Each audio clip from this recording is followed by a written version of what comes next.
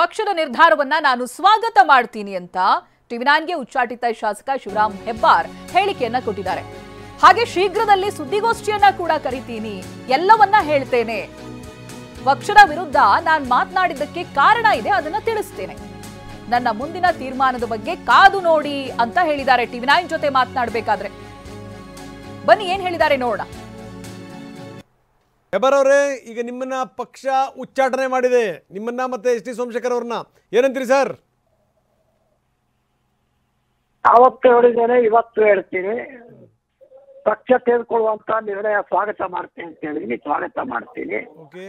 ಯಾವ್ಯಾವ ಕಾರಣಕ್ಕೆ ಇದಾಯ್ತು ಅನ್ನೋದನ್ನ ಒಂದೆರಡು ದಿವಸದಲ್ಲಿ ನಾನು ಮತ್ತು ಸೋಮಶೇಖರ್ ಕೂಡ ಪತ್ರಿಕಾಗೋಷ್ಠಿ ಮಾಡಿ ವಿವರಣೆ ಕೊಡ್ತೀವಿ. ಏನ್ ನೀವಿಬ್ರು ಅದನ್ನೇ ಬಯಸ್ತಾ ಇದ್ರಿ ಅಂತ ಅನ್ಸುತ್ತೆ ಸರ್. ರೊಟ್ಟಿ ಜಾರ್ ತುಪ್ಪಕ್ಕೆ ಬೀಳುತ್ತೆ ಅಂತಾರಲ್ಲ ಹಂಗೆ. ನಾವು ಬಯಸ್ದಾಗ ಆಗೋದಾದ ಇಷ್ಟು ದಿವಸ ಯಾಕೆ ಲೇಟ್ ಆಗ್ತಿತ್ತು? ಅಂದ್ರೆ ಅಂದ್ರೆ ತಡವಾಗಿದೆ ಅಂತೀರಿ ತಾವು? ಅದನ್ನ ಹೇಳಿಲ್ಲ, ನಾವು ಬಯಸ್ದಾಗ ಆಗೋದಾದ್ರೆ ಇಷ್ಟು ದಿವಸ ಯಾಕೆ ಲೇಟ್ ಆಗಿತ್ತು ಅಂತ ಕೇಳೋದಕ್ಕೆ.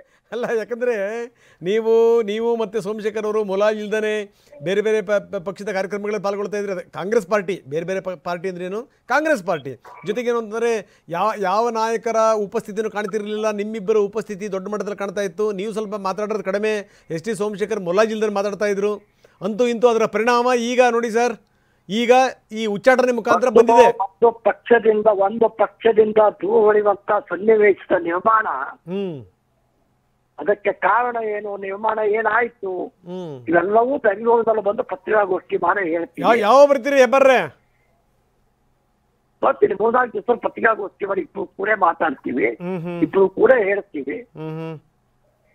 ಯಾವ್ದು ಕದ್ದು ಮುಚ್ಚಿರ್ತಕ್ಕಂಥದ್ದು ಏನಿಲ್ಲ.